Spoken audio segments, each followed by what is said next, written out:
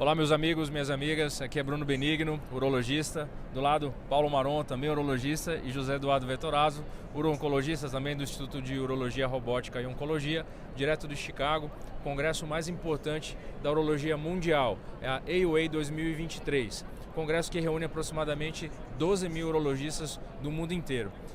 A gente está aqui para falar sobre as atualizações que aconteceram hoje na sessão plenária, em particular sobre as atualizações das recomendações para os urologistas fazerem diagnóstico, o rastreamento e diagnóstico do câncer de próstata. Paulo, eu queria começar por você, querendo ouvir, destaca para a gente um tópico importante que foi para você e depois eu queria ouvir do Zé também a parte diagnóstica. Eu acho que fica com você rastreamento e eu, o Zé Eduardo, com a parte diagnóstica. Bem-vindo. Bom, pessoal, muito bom dia. Então, falando do rastreamento, Bruno, a gente sabe que é uma questão um tema que é muito controverso, muito debatido, todo mundo questiona, muitos urologistas sobre quando começar, o que tem que fazer de exames, sobre exame de toque, sobre PSA. Bom, basicamente nesse ano, a atualização maior foi que eles recomendam iniciar mais precocemente, ou seja, a gente sempre se falou de começar com 50 anos, aqueles pacientes que têm histórico na família começar com 45, mas agora eles falam que você já pode começar com 40 anos. Uma conversa, uma decisão entre paciente e médico para começar já mais precoce ainda do que o habitual. Além disso, eles permitem agora você fazer um PSA um pouco mais espaçado. Então, ao invés de fazer PSA anual, muitas vezes você pode prolongar isso para 2 até 4 anos. Né? Isso é um tópico que foi até uma questão de discussão na plenária.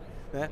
Aí a gente vai passar aqui à frente para o doutor José Eduardo, que aí eu acho que ele pode falar mais um pouquinho sobre diagnóstico, as ferramentas novas, questões de biópsias. Ainda para o diagnóstico mantido o PSA, sugerido que o toque retal pode ser feito, então o toque retal é uma pergunta que os pacientes fazem com muita frequência, ele não foi retirado dessas orientações, ele ainda continua como uma ferramenta diagnóstica importante. É lógico que, como o Paulo comentou, isso deve ser individualizado, discutido com o paciente em todos os aspectos do diagnóstico. A ressonância magnética, sugerida fortemente sempre antes da primeira biópsia dos pacientes, o paciente fez uma biópsia que não identificou câncer e não tem ressonância, deve ser feita ressonância, sugerindo sempre a retirada de pelo menos 2 fragmentos ali da área suspeita de malignidade no exame da ressonância magnética. Sugestão também de seguir com alguns marcadores que a gente pode dosar em exames de urina ou exames de sangue, caso o paciente tenha uma suspeita alta da presença do câncer, mais uma biópsia negativa. Então, acho que em termos de atualização, fica principalmente em relação, como o Paulo comentou, à idade, mas as orientações para o diagnóstico também vêm se mantendo cada vez mais fortes conforme os anos. Outro ponto que eu achei interessante é que cada vez mais eles aceitam a incorporação de novas ferramentas diagnósticas. A gente fala bastante sobre o PHI Score, o 4K Score, então realmente esses marcadores que são refinamentos do PSA vêm ganhando cada vez mais importância. O que me chamou a atenção também é que no passado, quando nós identificávamos uma lesão suspeita na ressonância magnética, além das 12 áreas que são feitas naturalmente na biópsia, nós amostrávamos mais 3 ou 4 na lesão suspeita. Só que o guideline agora, a recomendação da Sociedade Americana é, se você já tem um nódulo detectável, não há necessidade de você fazer uma biópsia sistemática. Então, eu acho que isso é uma margem para debate, né? Será que a comunidade urológica vai aceitar isso aí como novo padrão? Do ponto de vista do paciente, eu acho que é uma boa coisa, porque a gente diminuir a quantidade de fragmentos na biópsia, eu acho que é uma coisa muito interessante. Como conseguir selecionar um pouco melhor quem são os pacientes que precisam ou não fazer a biópsia. Eu acho que essa é a minha mensagem para os pacientes. A gente está começando a ser um pouco mais seletivo na indicação da biópsia, cada vez mais, né? Então, acho que esse é um ponto muito importante.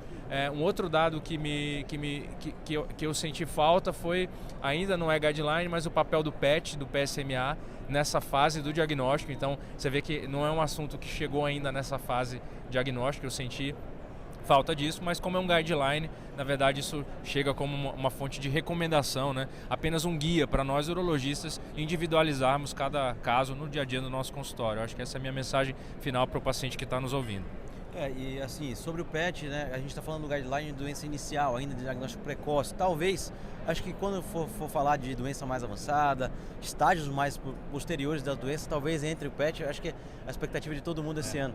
E sobre a ressonância, uma coisa que também é importante é saber que o paciente já fez uma biópsia, e se a biópsia veio negativa, você faz a ressonância e a biópsia é negativa, você tem que se basear na sua suspeita clínica, né? Se você, médico, suspeita que o paciente tem uma possibilidade de doença, você tem que sim fazer a biópsia e não só se basear na ressonância. Então, ainda não foi permitido você simplesmente acreditar em um exame só para definir. É nesse momento que entra o histórico familiar do paciente, características raciais e outros detalhes que a gente sempre avalia, né? Mas acho que, de uma maneira geral, esses são os principais pontos que essa apresentação abordou. Maravilha. Obrigado mais uma vez pela atenção. Fique conosco. Daqui a pouco a gente traz um pouco mais sobre atualizações sobre câncer de rim em particular, está muito interessante, e protocolos de preservação de bexiga. Fique antenado e até a próxima. Tchau, vamos ver a gente corta antes.